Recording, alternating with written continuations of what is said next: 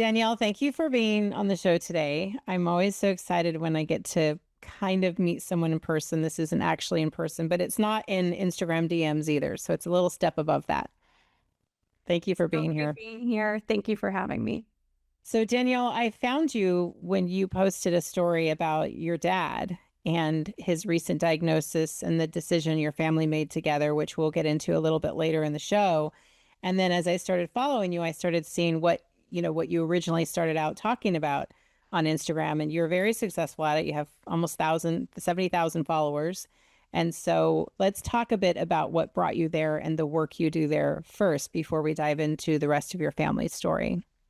Sure. I was an elementary school teacher before I had kids, before COVID days. And once I had my children, my firstborn had a medical diagnosis, and it just was a sign for me to kind of stay at home. And I have done that ever since.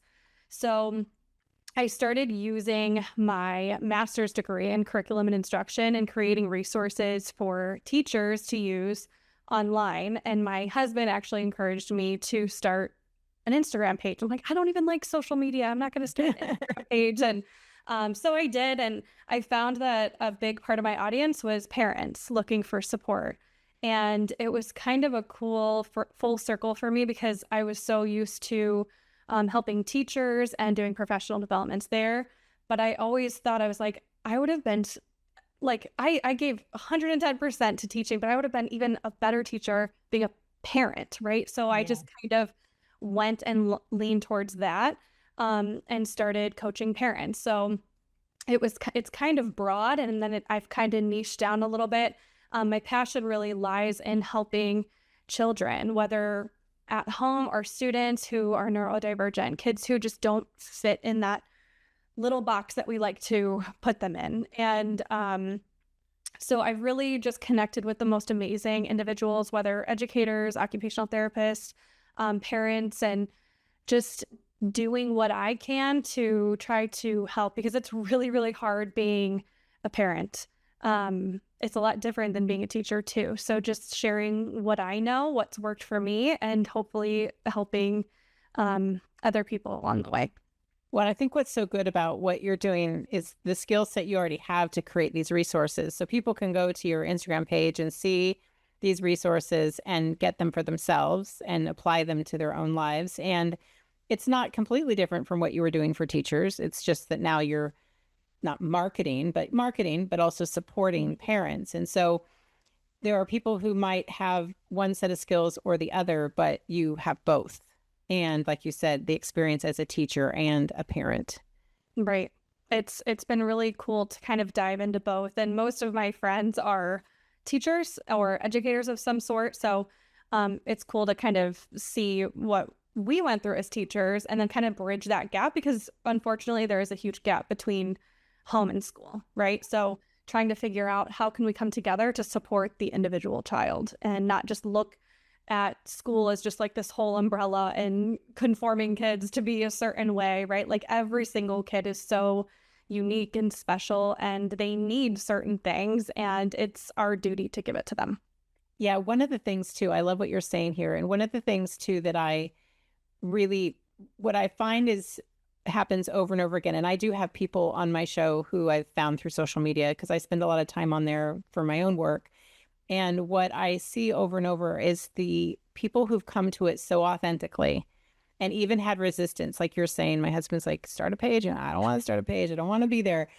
They are usually the people who have the most success because it's just this genuine growth from this place of experience. And they always say, be a couple steps ahead of the person you're teaching. And that's really true about all kinds of things. Everything from, I always say, making sourdough bread to doing what you're doing. There's a plethora of options for how people teach, especially in an online space. But the most successful people I see, who I tend to talk to most, are the people who came to it so uniquely and honestly from your own experience.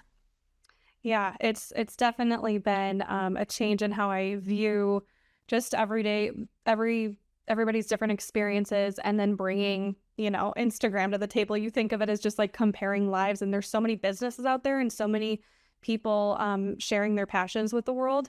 And it's cool to see another side of social media that I don't think a lot of people get the chance to experience. And I saw someone said, I don't know who it was, but someone said that like if you're scrolling on a social media platform, you might as well be like doing good and like trying to make money off of Yeah. mindlessly scrolling, right? Yeah. So yeah, Yeah. it's been fun, a total learning experience. I'm still learning every single day. I feel like I know more about Instagram than I should have ever known, but Yeah. yeah, Well, and it's true what you said too, because I don't hang out in places that aren't people aren't trying to do good. I don't get into any of the conversations whatsoever that lead down the path of destruction, I will say. So I want to just take a break then, and I want to come back and say, just kind of let people know we'll be sharing how we met through Instagram, through your dad's story. And you have a lot of followers. And so when I sent you the message that I sent you, I didn't even know if you'd get it, especially with what you were going through at the moment. But I just thought, well, I'll send it and maybe it'll go through to her, maybe it won't. And I wasn't inviting you to the show. I was responding to what you shared. So let's take a break. We'll be back with Danielle just a moment.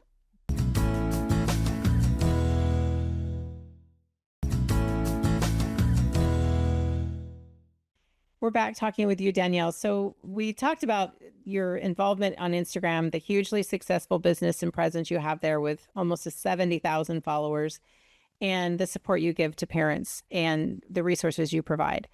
I found you because you posted something about your dad and his recent diagnosis. So please share a bit of that with us, and then we'll go a little further on to the decision that your family made. yeah. So first, I got a request in my request folder. I get some random messages, lots of spam, just trying to. Then I saw your name and it was a voice memo, and I even just listened to it again yesterday, tearing up with my dad. But you just had the most genuine heart, and you just were so instantly connected through the story that I shared about my dad and your own experience, and just someone like essentially just a stranger on the internet who's asking for my dad's name and saying that you're going to pray for us. Like it was just the most touching thing. And I could just feel and tell how genuine you are. And I was just like, oh my goodness, like instant connection, right? Okay. And just kind of back and forth. Yeah. And I thank God for meeting you too. Yeah. I feel like, thank you for that. I feel like when I came across your story, your dad was recently diagnosed with a very rare cancer. And I'll let you, of course, share more about that. But, when a family is in the throes like that, and I unfortunately have way too much experience with it with my husband, with my father, with my mother. And I just feel like that's when people just need the most encouragement. So however that comes through, right? And sometimes social media can be a mean, nasty place. And so I'm just glad that you got the message and that it spoke to you in that way. So about your dad, John, I know his name because I asked, and he was recently diagnosed with a very rare form of cancer, and you and your family lived away from each other. And so tell us about that, getting that diagnosis and the decision that the decision you made to be of closer support. Yeah, so it was February and he was having some pain in his stomach. And we were I called him and I was like, Dad, what would you tell me? Go to the hospital, go to the ER. He's like, I have an appointment in 2 weeks. It's fine with like, no, this is like, you don't ignore these signs of your body. And it ended up getting too unbearable where he waited a few days and he went to the ER and they found a almost 17 centimeter tumor that engulfed his kidney, and they decided to do an emergency surgery. So once he was barely cleared for that, and there was a lot of complications just with that, but our whole family was just in a very dark place. We just thought that he had this, this mass, this tumor. We didn't know anything. It wasn't even sent for biopsies or anything like that. Jury to be there. And all we were thinking is like, we just have to get past this surgery. Like it's going to be okay. Like once we do it, but it was still so hard. And he made it through. They removed his kidney. They removed this tumor. And we were just so thrilled that the worst was behind us. And you know, it was just a long road to recovery. And he was told he'd be playing golf in a few months after recovery. And they actually sent the tumor to the Cleveland Clinic, and they called him and apologized and said, "You're 1 in a million. You have." They thought it was a benign tumor. They thought it was the typical RCC kidney cancer. Okay. Oh, okay. So they did think it was So, cancer, but not so threatening. right. So we thought, and we, you know, you hear the word cancer and we're all just freaking out, but you know, the doctor said it's gone. They removed it. Everything's fine. And they got the call that he was 1 in a million and he actually had perirenal angiosarcoma, and that it is a vascular cancer. It's not one that can be removed. It's through the blood. And when he told us that on the phone, he was just he doesn't like the attention. He's just very much like, it's okay. You know, I've had melanoma. I had horrible odds for that and I beat it. It's okay. And if any of you listening, look up angiosarcoma. I mean, it's just a death sentence. It's so rare. You can't, like, doesn't stand a chance against chemo, or chemo doesn't stand a chance against it. And we were just like beside ourselves. And what I did going back when my son had a medical condition in 2020 when the world shut down, I went on like a Facebook group and I found a group of women who had the same thing going on because my baby wasn't a typical baby. And so I did the same thing with my dad. And there is a support group on Facebook for survivors of angiosarcoma. And they all said the same thing. Go to MD Anderson, doctor, you know, Houston. doctor. So we prayed about it. We tried to move as fast as we could. And he went there and he said, you know, there's nothing we could do about it now. The worst thing you could have done, though, is get this thing removed, because when they removed this tumor, it shed, right? So then all of those particles are all over, and now you have 7+ tumors in your body.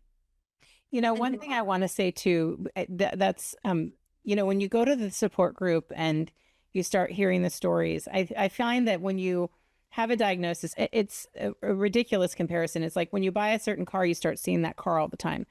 You have a diagnosis, you start hearing about more people, and more people have had different experiences, right? And different stories to tell. And even your dad's story of like them removing the tumor, there are stories like that where people did that because if it's 1 in a million, it's not usually easily diagnosed until it gets to pathology, and by then it's taken out. So even that might feel overwhelming, but there's still, you know, the attitude that you all have taken, like when you say if you look something up, it's a death sentence, we have to be careful about that, right? Because you ended up finding, and your whole point is that you ended up finding people who have survived what your dad is facing. Right. Yeah. Right. And just leaning on those stories and those people and the hope. And it's hard too, because angiosarcoma is very different for, I mean, 90% of sarcoma cancer patients, it's on their skin, and my dad's is on the inside. So it's attacking his lungs, it's attacking his veins, it's attacking different organs. And right now he has one kidney, and it's just terrifying. So we've been going through the motions, and honestly, survival, you hear of cancer all the time. And this is the first, I mean, my dad has had cancer when I was younger, and he beat it and he was fine, but you never expect it to hit you. And then once you're like, someone you love is in it, like, it's almost just, you're going through life in a different way than everybody else. And I'm like, In an instant. why did I Instant complain changes. about Yeah. anything? It's the thing that changes that you can't change back. And it might be cancer, it might be something else, but it is, it makes it hard sometimes to relate to the woes of others, because some people, we can't compare our woes, right? Everybody has their own life experience, but sometimes it's like, get on with it, whatever it is. If you have your health, you wake up, your family has their health. Anything else is possible, right? You're here, you're in this able body, you can keep moving forward. And we certainly know of people who struggle with that. I've lost people in my own life. I know viewers have lost people in their lives, and it gives you a different perspective, and it changes you, and it's supposed to. It's supposed to change you. And that's what leads us to the conversation I want to have. I want to take a break and come back and talk about the big decision that your family made to make a big change in your life, to be there for your family. So we'll come back in just a moment.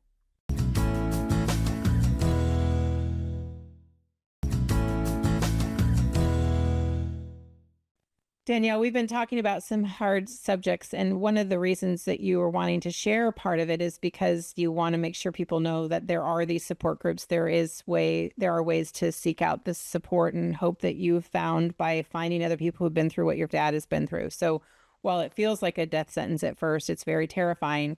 You start to hear stories. It's a survivors group, so they're surviving, and that's the goal, right? And so when you found out about your dad's cancer, you mentioned a lot of times that you're getting phone calls and things. So you didn't live close. How far away did you live? Right. Yep. My husband and I lived in Michigan, and we had our 3 kids there, which is about 4.5, 5 hours from my parents. And we'd see them every month or so, for a couple of days. My dad has his business in Illinois. And once my husband and I got this news and we did our own research, and we just knew it was kind of like unspoken, which we didn't know what that meant, because it's a lot more expensive even to live in Illinois. And I'm a stay-at-home mom, and my husband has a job that's, taking care of our livelihood and whatnot. And it was just kind of a no-brainer. We were just like, we're doing this. Like, we're going back. So we permanently moving back. Yeah. Moving back to Illinois. We didn't even have a house in place. Like we did sell our house very fast, which was great, but we didn't have any plans of what to do. So we lived with my parents for a little bit, and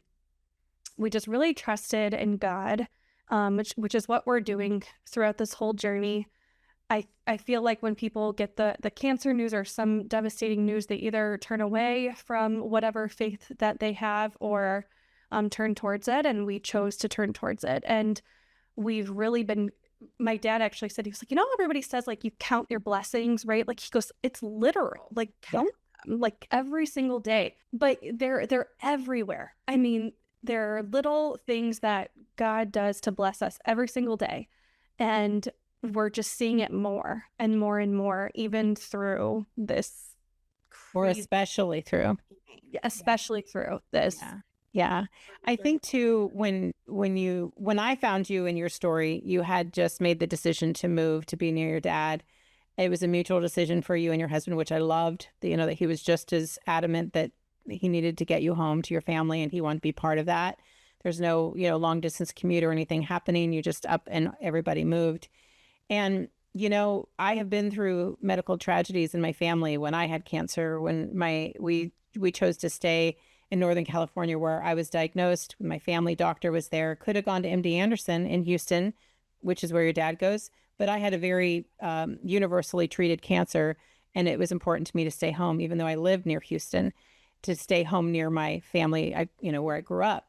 And then when my husband had his double lung transplant, we had to relocate 10 hours to the transplant hospital that accepted him. So, and we had a 4-year-old who turned 5 when Wesley was in the ICU. I mean, it was just an absolute nightmare. And to hear you share your story and to know that your family just made that decision to uproot what you knew and how you knew it to show up for your family.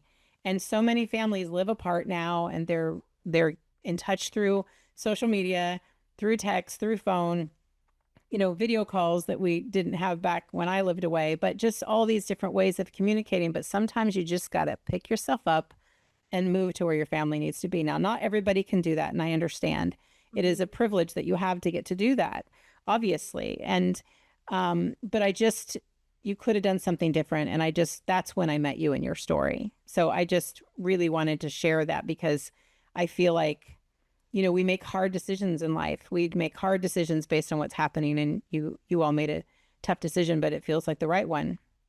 Yeah, my husband, I was like, what if you lose your job? What if I have to go back to work and our kids have to go to daycare? Like, we went through all those things, and he was like, you will spend the rest of your life regretting if you don't do this, right? So like, you're not going to regret, like, we're going to figure it out. And he's way more type A than I am. And he was just like, we're going to figure it out. It's going to be okay. And it is. It keeps turning out. Yeah. Right. And things are going right when everything was going wrong. Yeah. So, we have just 3 minutes. So I want to get to the part that I just saw again. I'm like, okay, you got to come on the show because okay. had an experience with the house. So the 3 minute version of it is that you had this house in mind, didn't think it was possible for you to get it because you couldn't afford it. Yep. So you made an offer that your realtor said, forget it, it's not going to happen. And you wrote a letter with it. And I've written letters to homeowners to say, this is, when I relocated with my son, like, this is where I want us to be, starting anew. And so some people respond to that. You're not trying to convince them anything. You're just trying to have a connection. And so you wrote them a letter. I did. I said, I was like, I'm so sorry. I'm not trying to insult you. I just like, I didn't even go to this house in person. I just saw it and it was like, oh my gosh, it's like a dream home. And it was like 10 minutes from my parents. And it was on the market for a few hours. And my realtor thought I was insane. And I sent the letter and I just said, this is the quick story. Like, I'm from Michigan. We don't have a home yet, which is okay. We're living with my parents, but we upped our lives to be by my dad, who is going through cancer right now. And I told them angiosarcoma. We have 3 little boys, yada, yada, yada. And sent the letter and like didn't hear anything. And I was like obsessing over the home. And I was like asking my realtor, oh, can you check in with their realtor? And he was like, Danielle, nothing's going to change their mind. They just put this house on the market. Long story short, they like accepted our offer, which was just wild. And I was like, oh my gosh, can I go see this house? Like, this is I just made an offer on. Yeah. So then I went to the house and there was a letter waiting for me from the woman who lived here. And she said, she was like, I'm sorry for our delay. We got offers and I read your letter and I didn't read any of the other offers because we were in Michigan celebrating her dad's 5-year cancer-free journey. So 5 years of cancer-free of angiosarcoma. Wow. Just like chills, right? Like, it's just, and she was like, I just knew. I mean, how crazy is that? Like, absolutely wild. I met her in person. She came over and it was just, we hugged and it's just a full circle moment. All God, all praise to him. So. Well, I love you sharing that story. I love to share it with the audience too, just like how things start to line up when you make hard decisions that make things easier. And so congratulations on the house. I send your dad my best. And thank you so much for being here. I appreciate you sharing the story. And I know we'll be in touch. So yes, thank you so much for having me. You're on out. Okay. Thanks, Danielle.